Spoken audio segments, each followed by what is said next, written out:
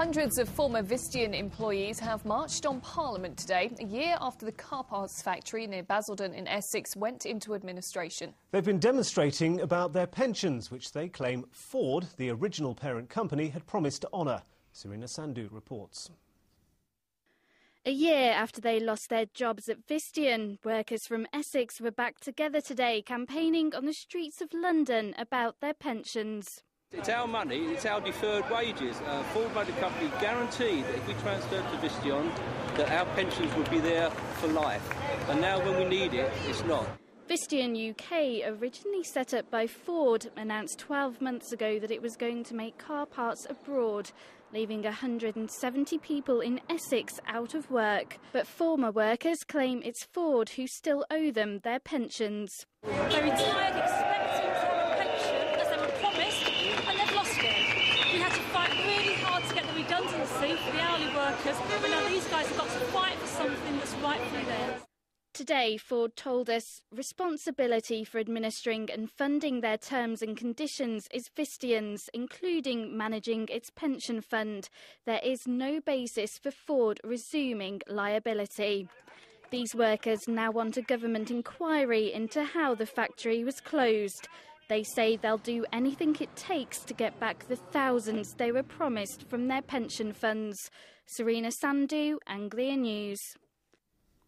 A man was arrested in Cambridge this morning as Princess Anne arrived to open the new Central Library.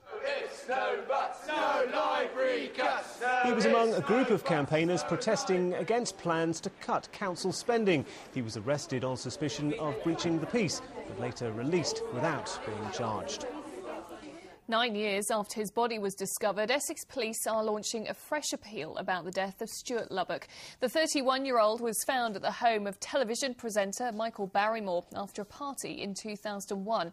His injuries suggested that he may have been the victim of a serious sexual assault, with alcohol, cocaine and ecstasy found in his system. The Tory peer and former leader of Essex County Council, Lord Hanningfield, is planning to claim parliamentary privilege after being accused of fiddling his expenses. At a court hearing today, his representative said he would join 3 Labour MPs in claiming to be protected by parliamentary privilege, covered in the 1689 Bill of Rights. If they're successful, the allegations would be dealt with by Parliament instead of the courts. Now, the clocks went forward last weekend, but children in Norfolk have been going far, far back in time. Yes, they've been visiting Neolithic Flint Mines at Grime's Graves, an archaeological site near Thetford, which is as old as Stonehenge. Tom Barton has been there to take a look.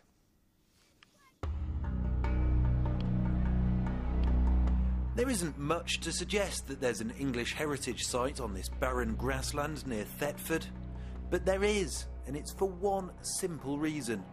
Flint was mined here, deep below ground, an amazing 4,000 years ago. I've met up with a top archaeologist to go down one of the mine shafts. So Peter, these shafts are 9 metres deep. It's amazing they were built so long ago, isn't it? Oh, absolutely. And I think it's incredible to think that they were all dug out using pretty primitive tools, you know, literally just antler picks and shovels made from the shoulder blades from cattle. No JCBs. Right, I've got my hard hat on, so go down and have a look.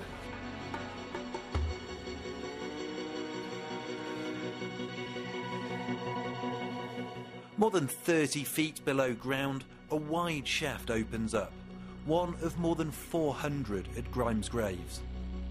Off to the sides are several wide galleries where the flint would have been mined from within the chalky earth.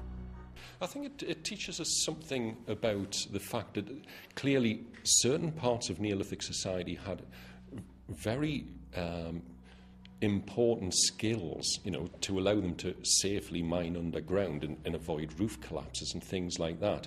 And also the fact that they could work collaboratively together. Up above ground, flint napper John Lord has spent a lifetime learning skills that are 4 millennia old. But they're skills which are mostly forgotten. He spends his time sharing them with the new generation. I just think it's a skill that it's beyond my ability to reproduce some of the things that you see in museums. I'd just like to know how they did it, and I'd like to get as skillful as that. But I doubt whoever will, because I've been doing it 35 years now. I think I need another 35 years at it, and I don't think I've got that long left. So.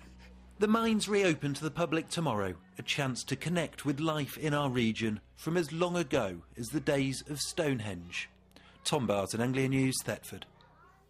Now, a touring exhibition of more than 40 deck chairs has been launched today in Suffolk. They've been designed and painted by actors, writers and artists, including Esther Freud, Anthony Horowitz and Bernard Hill, and are set to be auctioned off in October.